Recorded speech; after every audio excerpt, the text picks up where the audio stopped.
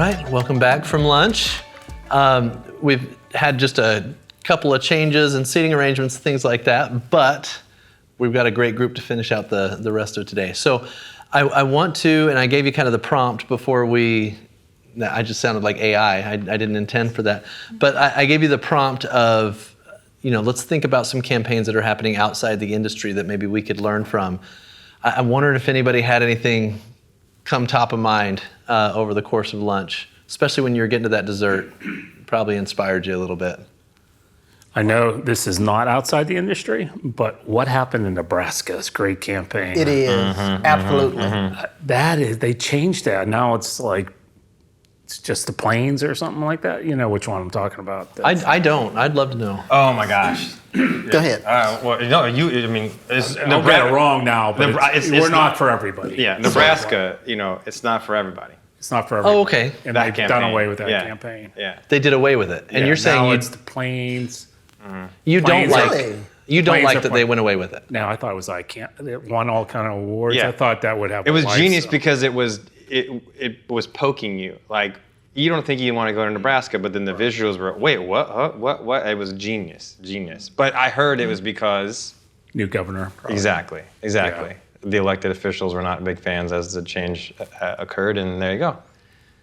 That should be a topic. How do you keep your elected officials out of your marketing? Absolutely. Right? We can talk about it. Let's do it. How do you do it? I mean, the campaign for me was about owning who they were. Yeah. And I think ultimately that's what everybody is tasked to do, own your positioning, and don't be afraid of that. And so they weren't, and it worked really well, and so now whatever they got won't be as good, is my guess. One of the best things from that campaign was the copywriting. So one of the pieces of copy from that campaign was, we found that only boring people get bored. And like, what better way to make anybody who doesn't think Nebraska sounds interesting suddenly realize it's a them problem instead of a Nebraska problem, right? So that was a great campaign. Absolutely a great campaign. Sad to see them move away from it. Yeah. Go ahead. Yeah, I like that they went against the grain. I did too. It's a breath of fresh air for all of us and for consumers. Very blue ocean strategy. So to your question on campaigns that are not DMO led, the one that came to my head before lunch was Duolingo and what they do and how they did it, and so many brands adopting what they did in their own way. So for those of you not familiar with Duolingo, learn how to speak Spanish, awesome. Well, they took their owl mascot and did something that most brands have never done before. They went very unhinged on their social media platforms. They did things that were so against the safeness of what a brand should sound like in many people's opinions. They went into being very on trend with what's organically happening on TikTok, very comedy, funny. At one point, their mascot passed away, and they were like, our owl is dead. And everyone's commenting, no, not the owl, it died. And then they changed their profile picture to a RIP owl. And the brand profile picture was like a black and white picture of the owl, and then it resurrected at some point weeks later, and everyone's like, yeah, it's back, they're back, we knew it. And it was just this hilarious way of seeing the back end of Duolingo. It has nothing to do with learning Spanish, but what happened was they created a full identity behind this, and people were actively following and talking about it in a way that has never been done before. So what I've taken away from it, like as a DMO, is the authenticity is always going to supersede your brand. If your brand is just a brand presence, the brand presence needs to be the authenticity of your residents and of the people that you want to talk to. You want to have that human connection, whether it's pretending that your mascot passes away and gets resurrected, or if it's something like actually what just happened with us at Visit Corpus Christi last week. Our content person went out to a new business and was filming content for some food at Brewster Street Ice House on the island. And she drops her phone into the water, into the canal. And she was like, oh no. So all the content she captured got thrown into the water. So what we did was we posted it on our social media, on our Instagram, like admin's phone, may it rest with the fishes. Like our admin doesn't have her phone anymore. And then the admin, she's like typing, I'm typing on my desktop right now. I don't have my phone. And there were so many comments on like, most of them were comedy on, oh, like the fishes are going to be the next influencer, or like where did your phone go? And everyone was really invested in the story of our admin losing her phone into the water. And we were like calling all scuba divers. I kid you not, we got so many DMs from actual people that are scuba divers, scuba certified, and someone went into the water, grabbed their GoPro, and recorded getting her phone out of the water. Wow. And on top of this, the restaurant that we were at, we messaged them before we posted all this and said, can we do a partnership post on this to promote you guys because you just opened, but also some humanization behind us just trying to get some good content. And it was really fun. It was a good partnership, lots of engagement on both ends. And this just happened. Like she got her phone.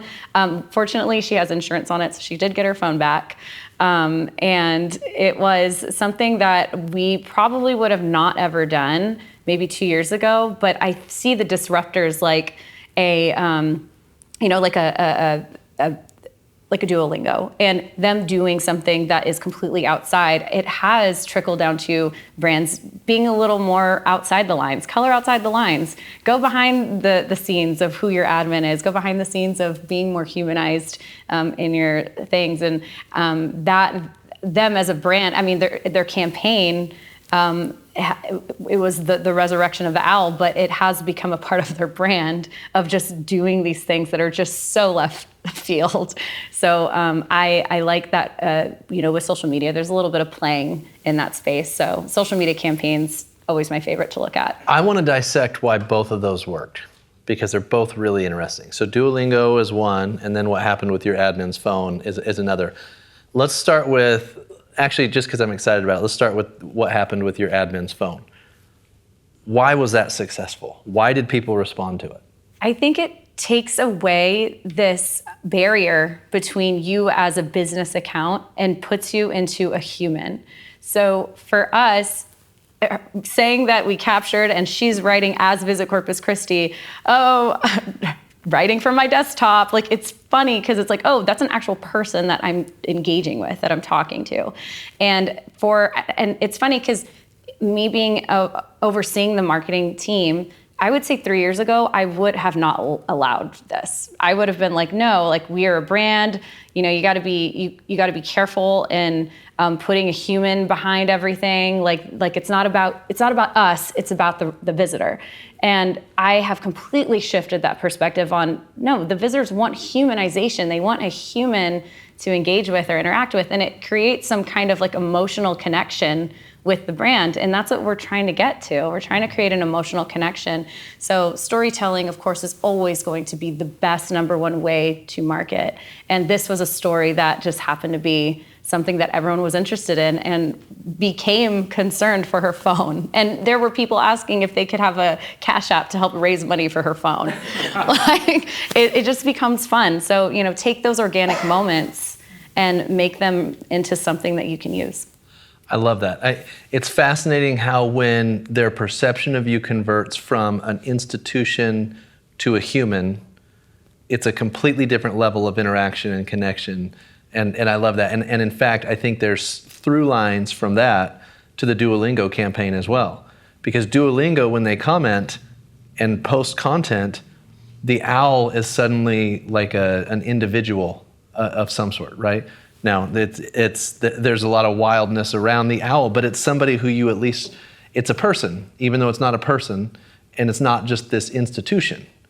And I think on social, especially right now, people understand the difference between institutions and some sort of individual or person. And in fact, if you watch brands that try to jump in on the comment section of a video that's going viral, you see the response of the community, right? Get out of here, brand. What are you doing here, brand? Like I see that on almost every time a brand tries to jump in. But when you act as a human I don't know, and I guess it doesn't have to be a human because an owl is not a human, but it changes the dynamic, and I think that's really interesting. I had another example. It's not too dissimilar from what you're talking about. Liquid Death. I don't know if you guys know that brand. And when they came out with an Arnold Palmer, they called it Armless Palmer. And their audience is super young. Nobody even knew golfer who he was, but they got a cease and desist. They were the center of a big lawsuit. And so they came out and they, renamed the drink the Dead Billionaire instead. And so their audience just loved that because they were like, yeah, who are these old guys that are trying to take away your whatever success? And so they were like, okay, we'll cease and desist. Here you go. Now it's Dead Billionaire. And so the people that know, they kind of brought them into this club of what all of that means. But they were also very authentic to their brand. They're a young brand, they're hip, they go to music festivals, they give away their beverage so people can raise awareness. But, I thought this was a really interesting way to kind of stick it to the man, maybe. Yeah. The community, right? The community and build knows. their community, coalition build around what they stand for and stay very true to who they are.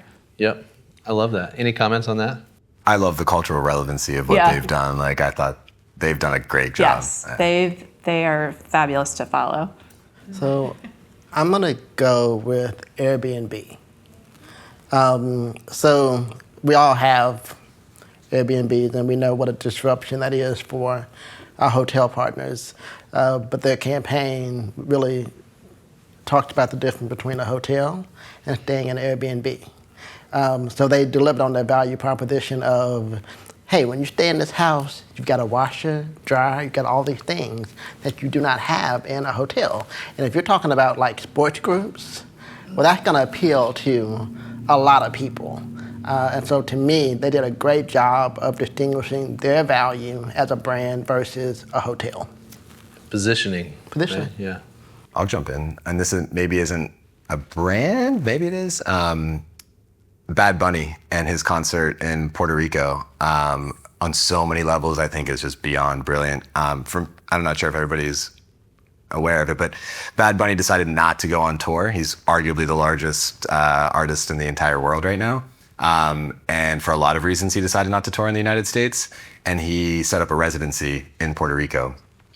Tourism has skyrocketed, shot through the sky, with people now looking at Puerto Rico, where he's from, as this destination to go not only see his show. You can only get merch for his concert if you actually go to the show as well. So merch sales are through the roof, limited edition, that exclusivity kind of feel to it. And whereas I think a lot of other artists that don't have the notoriety of him would have failed without the US market, he has shown undeniably that you can have success not touring. I think from a branding perspective to his audience was a brilliant move, and has paid dividends not even just for him, but for tourism to his home country. Scott, I want to touch on this because I'm a huge Bad Bunny fan after this new album came out. So the reason why is because when I first heard Bad Bunny, I thought oh, this is fun music, just dance music. This album that he came out with is so cultural to his home grassroots and his story and the story of Puerto Ricans. And he is so authentic to the story that I became an instant fan after listening to this album. The music that he is using, it's all from, if you look at the visuals that he uses, all of it is his upbringing, his culture, his family, the culture of Puerto Rico. The album cover is a plastic chair. And the relevancy of a plastic chair in Latino cultures is the thing that you always see when you're at a party, like a Hispanic party. All the gatherings are on plastic chairs, and you have tons and tons of huge families that all have this similar heritage upbringing. And it caused so many people to go on social media and just talk about their culture and talk about how much they connect with his story and how much they connect with the music. And him putting a residency in Puerto Rico to do this album, and the stage design, by the way, it's all Puerto Rican. Like there's palm trees, everything. It is a love letter to his city and his culture.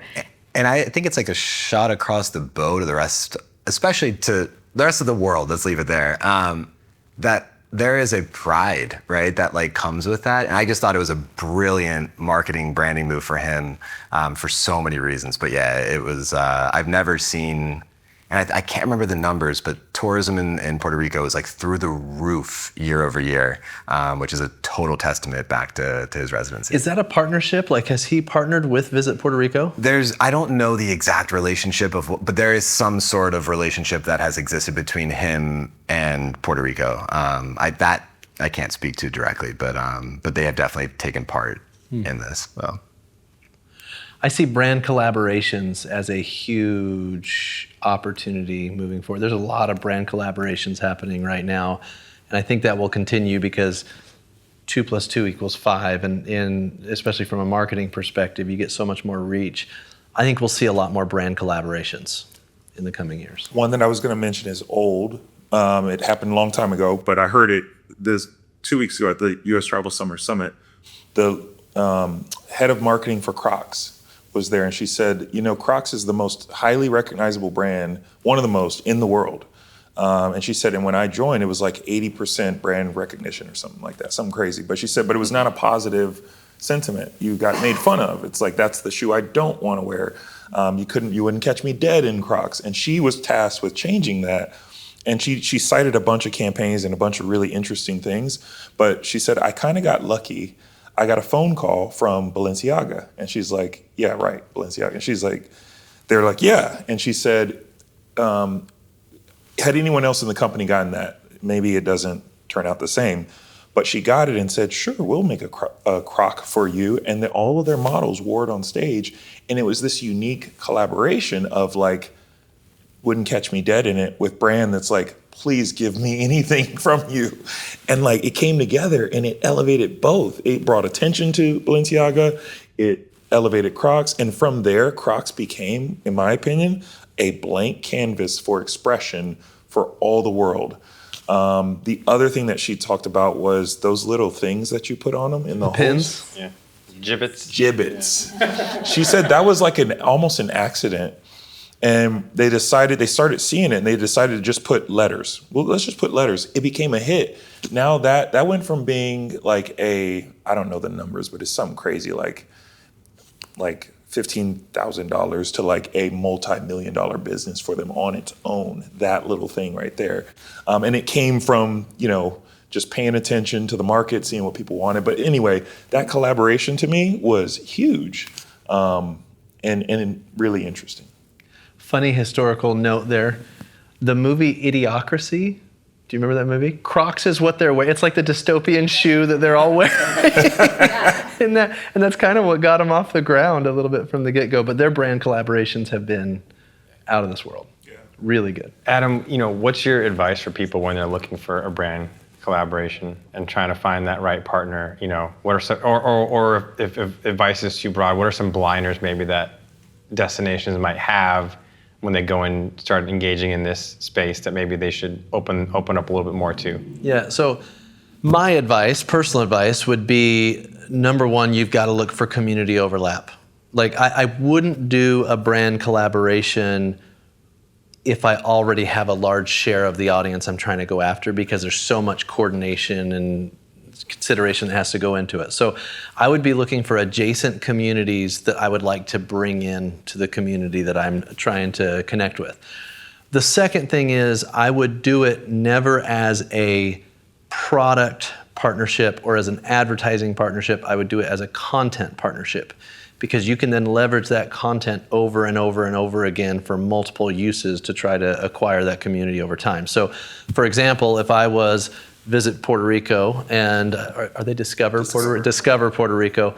If I was Discover Puerto Rico and I was trying to collaborate with Bad Bunny, right? I would say, okay, when you're doing your album, I want to help fund your music video, and I want Puerto Rico to be the background for your music video, right? But then I want the rights to be able to put that in my paid media campaigns as part of the collaboration. So now I'm leveraging content from that partnership, and that way I'm making those dollars go so much farther. So I would really think about, number one, don't pay for a community you already have access to.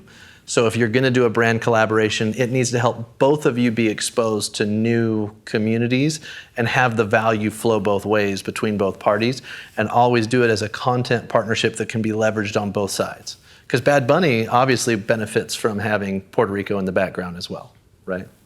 We're doing a collaboration, just starting though, with Allegiant Airlines, Arizona Office of Tourism, Mesa Gateway Airport, and Visit Mesa. So a 4-way collaboration. It's not just 2, it's 4, which is going to be kind of wild to do. But it's so great because we took like what we were going to invest, maybe $10,000 and, quadrupled it. Actually, it's a lot more than that. But and then on top of that, Allegiant's paying for the social media influencers, and and obviously the the plane tickets rather. So it's just like collaborations is where it's at, and we've been doing that for a while now. We've had a beer with for our foundation to raise awareness about us being an autism certified city. So we collaborated with 2 breweries and our foundation and Visit Mesa. So that's part of our DNA for sure. So yeah, I've always told my staff we want to produce a Nike commercial because I just think they're the best. But their print ads are the best. Their campaign over last year, whenever there's a significant sporting event or accomplishment, they come out with the one I can remember clearly is Caitlin Clark when she broke the records. It was a line, "You broke it, you own it." And I think what I like most about it, I think copywriting is of fading art. You can't find really good copywriters, but that is I always tell my staff, 3 or 4 words is so, whoever writes their copy, but I'm a big fan of it. And it's really timely too, because the next day they're out with an ad, so. Yeah, you bring up something that I think is really critical for anybody that's planning media in a destination, and that's that if you are using print, a lot of people say print's dead. No, print's not dead, but print as a siloed strategy is dead. If you build a print ad that has earned media value, that it's so different and unique, and I always call back to Snowbird. I don't know if you guys in Utah, if you're a skier, Snowbird did a print ad where they took the only 1-star Google review that they had, and it said that the slopes were too expert. And they did a print ad, and the only thing was the 1-star review with their logo on it. And the earned media value from that was crazy. It got picked up worldwide. And that's the thing is, I actually don't think some of the media that we attribute as being dead is dead. I think as a standalone function, it's dead. And Nike has done such a good job with their copywriting. Their print ads are never just print ads. They're print ads that are so good that they just get picked up. It's like a piece of artwork. You could frame those but I just love the copywriting. I'm not sure. You guys having trouble finding good copywriters? Well, AIs become our copywriters, but they're really creative stuff that's hard to find. Yeah. And I got a good team, but it's just, I don't even know if there's a position called copywriter anymore, but so. Depends on the organization. Yeah, that's true. Yeah. One of the brands our team's talking about a lot, which is a little bit different, but it's Savannah Bananas. Oh, I love that. And it's a term you'll hear a lot of our team talk about quite a bit, that are we playing banana ball? And that's like the new description of, are we playing banana ball? Like that's what the North Star is for certain activations. Like how can we make it more like banana ball? And I'm not even a big banana ball person. Do I know who they are and that? But I love the energy seeing around the team of how they're thinking about how they can do it. I know Visit Mesa, you guys just did, I heard the episode a little bit about your Banana Week, and that sounds like a huge success. And I think you guys talked about it in a different term, and I was thinking like, we're calling it Banana Ball. I think you guys were calling it Banana Week. Like now you're shooting for that at times, right? Right, and it's and we measure everything up as this Banana Week level. Are we going bananas here? So yeah, it's definitely integrated itself. It's funny how a campaign has suddenly become part of what we do, like that way. Destinations can learn so much from the Savannah Bananas, though, because if you think about it, what it is a mini destination. But the thing that they've done is they've optimized the entire experience, not just for the experience of the people in the stadium, but also optimized for content that people can see out of the stadium. And so everything is the opportunity for content that can then get additional attention. So if you think about your destination, what's happening in the destination right now that's super optimized for the people that are there that you've not yet leveraged for what's happening outside or the people who are not there at the destination? And I mean, they've taken everything from the food and how it's distributed and the seventh inning stretch. And what I love about Jesse Cole, he takes his failures and monetizes those as well because he tells the world how it didn't work and then he learned from it. You know, I think okay, I'm going to stop because the Savannah Bananas to me are like the best. Well, I would like to put a bookend on this because so this is a very sweet story. The Savannah Bananas went viral in 2020 by an intern. The intern is who got them viral. This intern is from Corpus Christi, Texas, and is now on my team, who just recently got promoted to oversee our meetings and conventions marketing. And Savannah, her name is Savannah, from the Savannah Bananas. She got hired because of that, one, incredible. But number two, she thinks differently. She's the one that did the campaign for us for our content manager losing her phone in the water.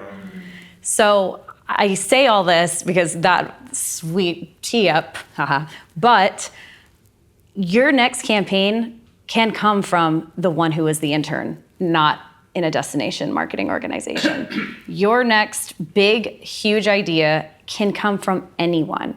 So I think from, just the standpoint of thinking outside the box, looking at campaigns that are not in your DMO space, granted, we're incredibly fortunate to have this person. So I don't, I can't explain how much we appreciate her, but I would say from just looking outside the box, look at your interns. Where are they coming from? What are they seeing in the market? They may have your next best idea. You got to be open to it.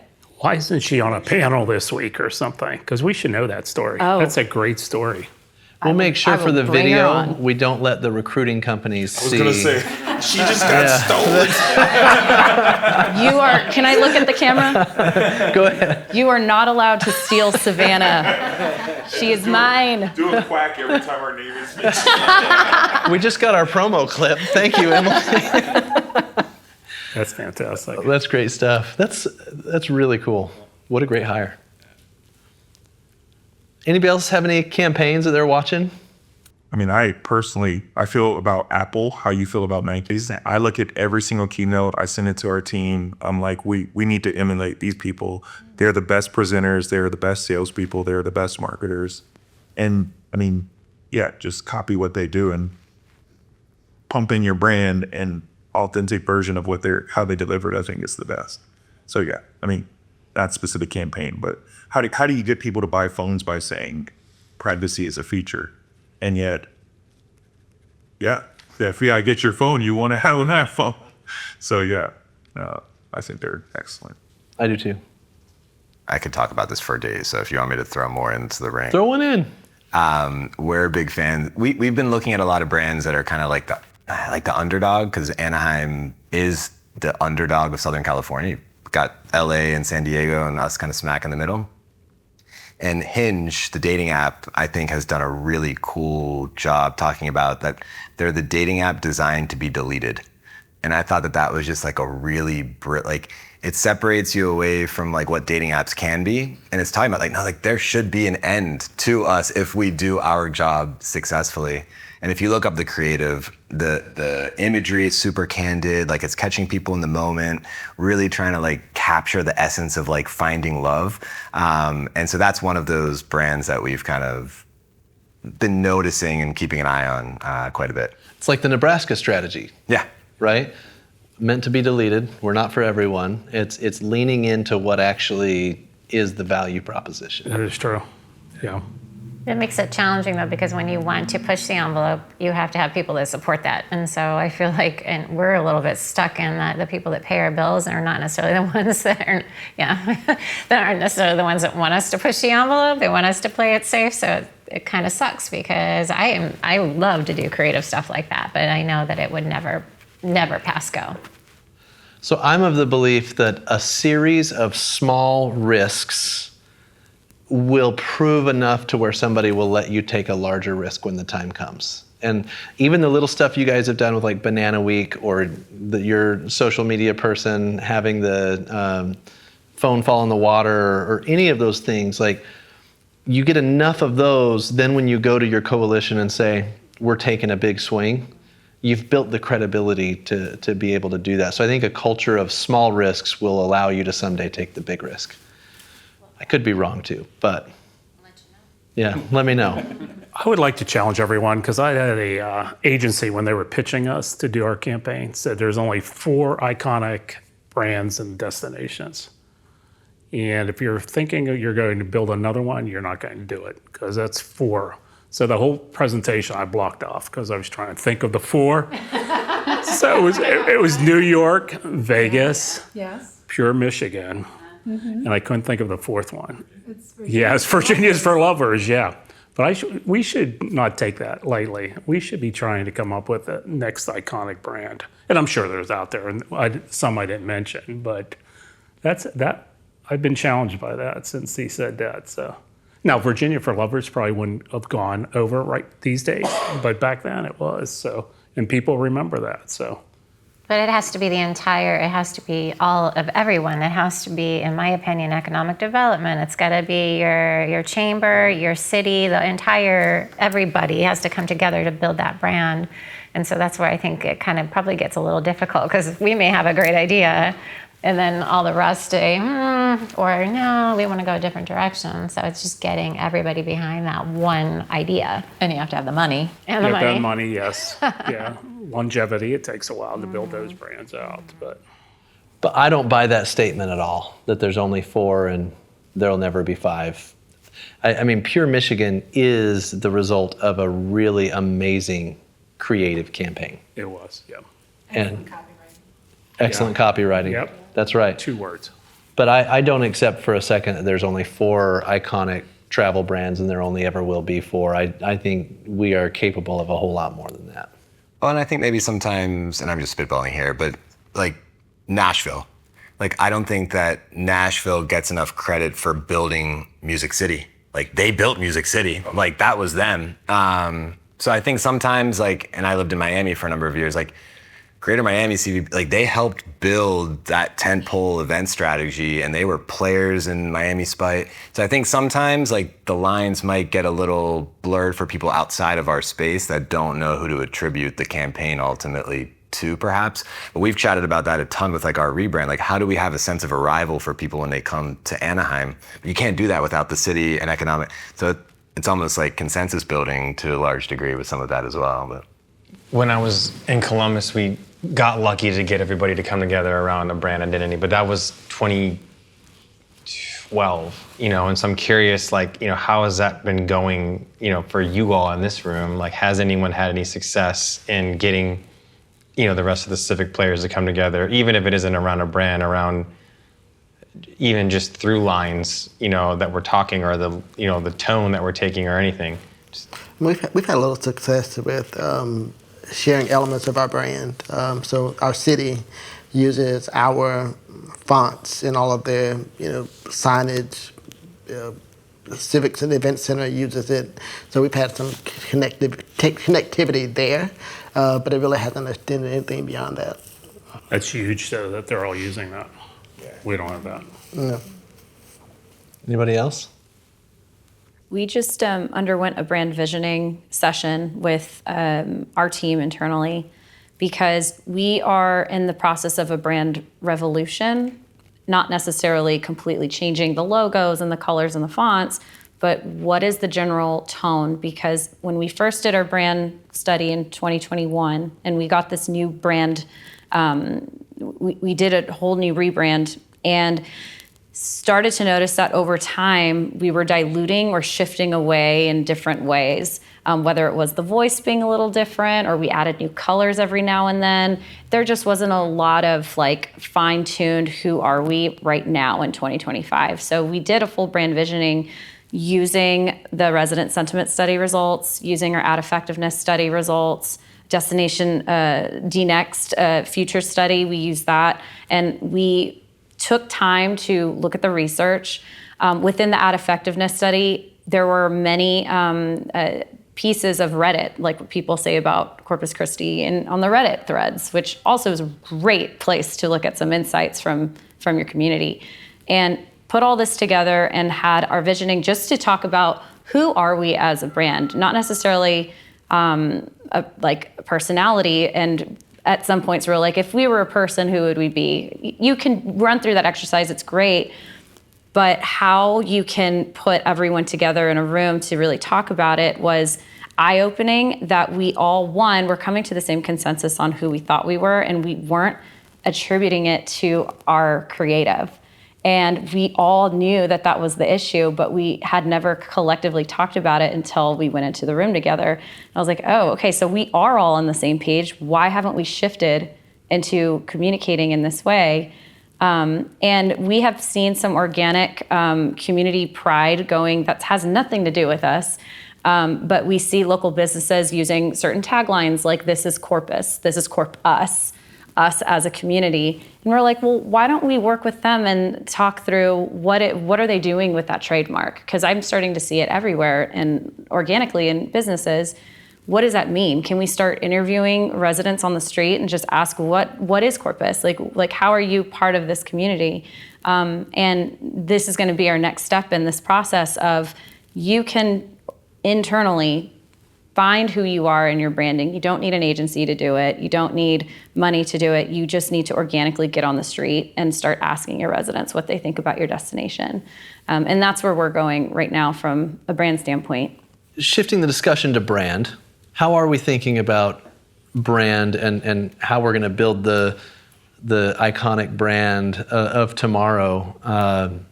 You, Emily, are getting out on the street and asking residents and helping shape your brand. What else are you guys doing from a brand perspective? I can answer that since we're in the throes of it. We brought in Collider Lab, which is a very unconventional strategy-based agency. And they did a few different pieces for us. There's a brand health assessment that is set up in a very unique framework that was all about kind of bucketing it: relevance, ease, and distinctiveness. Like, these are the three categories that they focus on. And we were benchmarked against some comp markets, so San Diego, San Francisco, Vegas, LA. And that gave us a ton of insights into what the out-of-towners, the visitors, potential visitors, people that maybe have never heard of us, thought about. And we set up a qual-quant that was based on the percentage of visitation that we see from, it was all domestic, not international, but from those domestic markets. So if they went out and interviewed 1,000 people, X percent came from each one of the markets that we drive. So we were trying to replicate where people kind of know about us and where we pull visitors from. In tandem with that, I talked about the resident sentiment survey earlier. So now we kind of had two different lenses. We had people that maybe had never heard of us before. Why haven't you heard of us? What do you associate us for? The answers were obvious. Like, we didn't need an agency to tell us that everybody is going to associate us with Disney. But how does that compare to some of that comp? When we looked at what locals were talking about, what they wanted to see from the destination, from the city, what their knowledge of us even was as an organization, all of that helped us to come up with this brand strategy and this repositioning for where we're ultimately going to be headed towards. For us, like, throughout that whole process, we brought members of our board along for the ride. We brought local business owners along for the ride. We brought city officials along. So for us, it was like, how do we make sure that we're being authentic and real to who we are? And we're still very much like in the throes of what that ultimately will become. And I don't want to give any big spoil, but we're super excited. Like, I think that when we walk into the room now as a group, like, everybody feels that they were a part of that process. And our initial rollout plans are like, how do we roll this out locally first? Like, forget about people outside of it. Like, people here in Anaheim and Garden Grove need to believe in the brand if we're going to make other people believe about it. So a little bit of a process there. Any reactions to that? I like the local rollout. I think that's, I wouldn't say like risky, but it's different, right? And it'll take some like holding back to make sure you can, stay true to that. But I like that idea. I think it's smart. Yeah, it was one of the pieces. So when Collider Lab went out, they were staying at some different hotels, even though they're local, and they chatted with somebody at one of the front desks at one of our hotels, which I will not name. And they asked them, what is there to do in Anaheim beyond Disney? And the person verbatim said nothing. And we're like, that's a problem. Like, that is like shot to the heart, right? Like, sorry, I just hit my chest, so sorry over there to the sound guys. And also more common, I think, than people think. yeah. Like, I go to all these different conferences, and the Uber drivers, most of them don't have great things to say, I mean, right? to us, that's like even more so. Like, if that's somebody who lives here saying that, how do we expect so that was a big thing for us to really understand. Like, how do we talk about ourselves the same way across the board? So yeah, it was definitely an interesting insight there. We have a foundation that supports workforce development. And one of the things that we did to combat some of that is we launched a tourism academy. I don't know if you guys have heard of that. I think we met them at a conference at some point. We built a course that we call Charm City Certified. Baltimore's known as Charm City. And we are just giving it away free to all of our hospitality partners, all up and down the chain, from owners down to frontline staff. And it is designed not only to give some of the general soft skills that a tourism and hospitality worker needs, but it also talks about what we want them to say about Baltimore. It directs them to different parts of our website. It gives them talking points about all the foundational narratives that we're using to sell the city, and hopefully they'll parrot that back as they interact with visitors, but also community members. So it's just been launched about a month ago, so we're waiting to see what the results are, but our hotel community in particular was really excited about it, because even though the big brands have their own HR and training, they're not talking about the destination. So this was a way for us to really seed some of our brand messaging, and fingers crossed it'll work. Love that. Yeah. I hope this stands the test of time, but like you were saying earlier, we've been typically every couple of years, new campaign, and this is year 3 now of the campaign that we have and the brand that we have, which is for real, visit and see. And it leans into the research of authenticity, and that's what really makes us stand out and differentiate us from our competitors, even though we have the same products, right? Our beaches are very similar to the beaches in Myrtle Beach, but when we looked at the differentiators, it's the experiences people have in North Carolina, either with the people that they travel with and in that connectivity to their travel party, or to locals when they visit.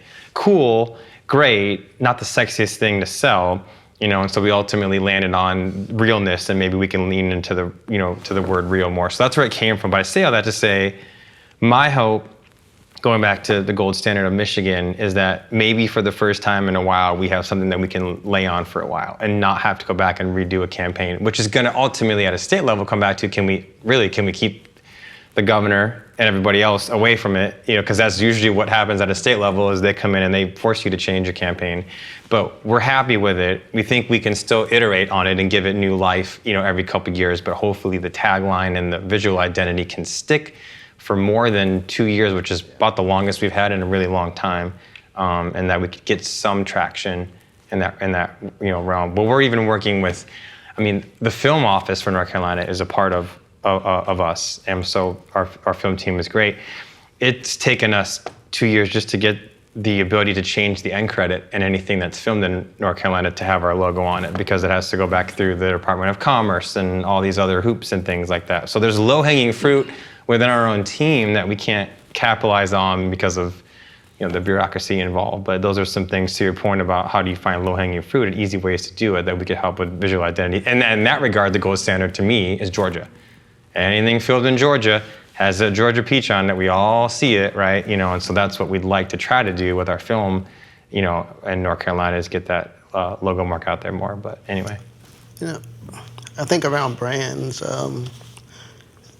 those types of exercises cost a lot of money to do them. And so to me, I think you can build multiple campaigns based on what that brand is, but you have to go back into the research and look at it. So like when we changed our campaign, not our brand, we focused again on joy versus where we started, which was this juxtaposition of luxury and outdoors, Louisiana's playground. Well, we're still Louisiana's playground, but I chose to personify joy as the expression of Louisiana's playground. And so to me, the answer is really in the research you already have. And so I think you have to be careful not to shift too quickly. But if you are going to make a shift, I think there's probably something in that research that you can use, so you don't have to go out and spend all that money again. Because I think from a stakeholder perspective, well, how much did we get the equity out of the time we spent in doing all the research and all of that? So that's what I think you have to evaluate. So campaign can shift, but I think brand, and Michigan had done that really, really well. Yeah, I think every destination and every marketer needs to understand the difference between a brand and a campaign. And a brand should be decided by the destination and its stakeholders. The campaign should be decided by the people we're trying to attract to visit. And if we separate those two out, I think that's a great way to make sure that our stakeholders understand the value of the brand that we're building, but our campaign, if it's designed to speak to our stakeholders, will fail. Well, to piggyback on that, do they understand it, and have we spent the time to help them understand? So for our next board meeting, which is this coming Thursday, I'm doing a review of our brand. Love it. Because we have 5 or 6 new board members who've never seen any of that. So it's good to take them back through that process to understand how we got here. Yeah. Go ahead, So Diane. for us, we've Visit Myrtle Beach. We launched the beach brand in almost 5 years ago. This will be 5 years. And so the way we're approaching it as we kind of kick into 2026 planning is a brand fit check 2.0. We're 5 years in. Usually, they can last forever, but let's take a look at where we are, where we stand. We have brand perception research that we do on a regular basis to both visitors. We do our community perception study that goes out to residents. We have lots of indicators and additional studies that are done that evaluate how people are perceiving the destination. So we're going to go take a closer look, though. And we have invested a lot into the brand. I think some of our board needs to be reminded about how successful it has been. We need to be real and talk about, take a look and put it out there to let them see the results of what we get when we do this fit check. And, it is going to come from the data and the research. But from there, I often think the best, how you're communicating and messaging around your brand should always evolve, just like the world is evolving, right? And sometimes I have always thought in my years of doing many, many brand projects and research over the years was the best ones are like the nip tuck. It's where you look great. You had something done, but you don't quite know what they had done. And it's just, there's been a little freshening that happens along the way. Not anything where you've thrown it all out with the bathwater and start from scratch. Now there's a time that I think destinations and every brand needs to do that, right? Where you need to reset things. But for the most part, if you paying attention to and doing regular fit checks, and every now and then you get a little work done. Little maintenance. And look at... But Virginia, to his point, they've had this brand forever, and I'm always amazed at how they just continue to pivot it, but still they're saying the same thing. They're just finding a different way to say it. So it's remarkable. Look at Pepsi, Coke. Look at their brand, their visual identity evolution over the years, and it's just these little subtle changes that have evolved over time. They've had work done. Yeah, and they maintain brand equity by doing that instead of just a full throw it out and rebrand every 7 years. And you don't even notice all the time, right? You just don't notice. You just know it looks fresh, it looks relevant, current, modern with today. Yeah. I wish I could say that I helped develop our brand, but I didn't. It existed before I came along, but City Limitless, like, I love it because we've been able to take it so many directions. When I got there, it was just about kind of the physical space that we are, because Mesa is huge. If you haven't been, like, there's Phoenix that you landed in, and I joke about, like, Mesa's a suburb, or Phoenix is a suburb of Mesa, rather, because it's just so big. It's the 36th largest city in the whole country. We're bigger than Miami. And we are closest to the water and all these things. So it's like limitless, all the things you can do from Mesa, right? Physical stuff.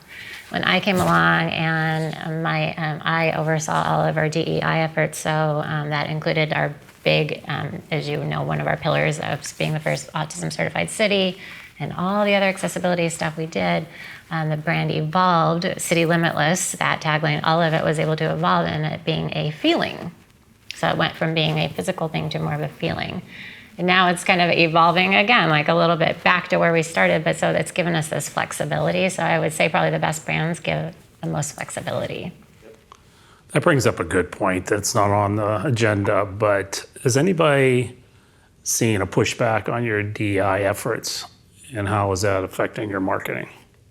Is that something? We've seen it. Yeah, it's been a real big pain point with the team as of late, because yes, we've gotten pushback from, stakeholders out there. I'll kind of leave it at that. And what we've tried to do to kind of walk the line of still producing the content that we know to be best and to be true and to be authentic,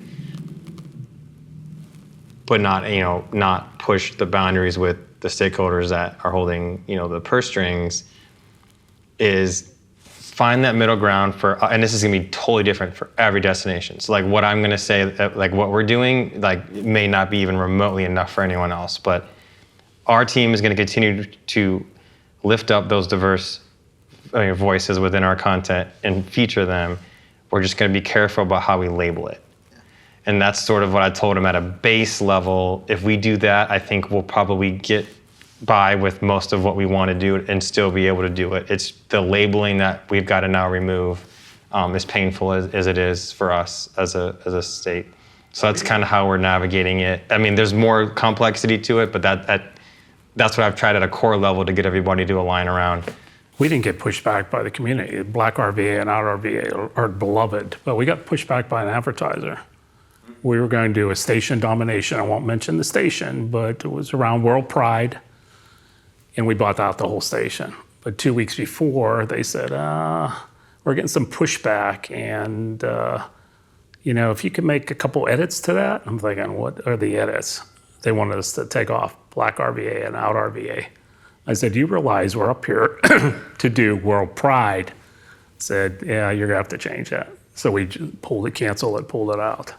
And they said, well, Philly went through the same thing up in another station. So I just thought, whoa, we made the right decision, obviously, to pull out, but I'm not sure if that's a trend coming or not. And that's sad if it is. So.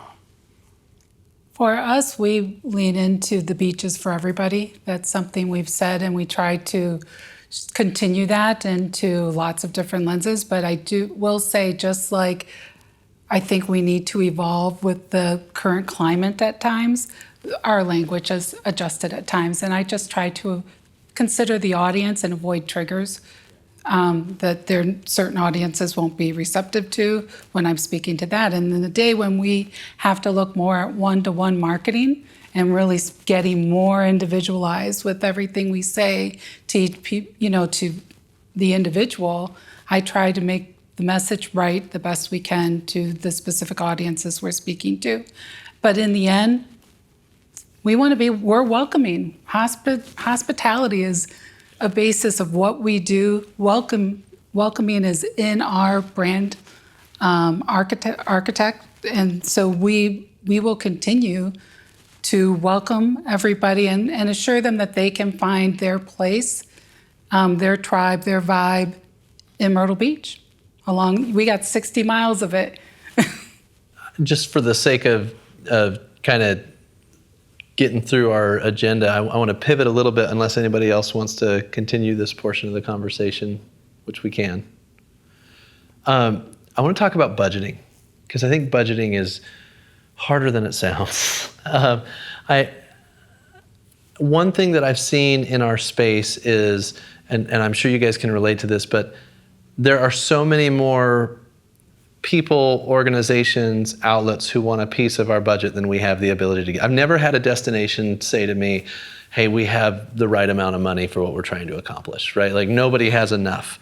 And so when you're trying to budget effectively, especially in marketing, how are you making sure that your budget is going as far as it possibly can? Like what do you do on an annual basis? What do you do quarterly or whatever it is to make sure that your budget is being spent as efficiently and effectively as possible?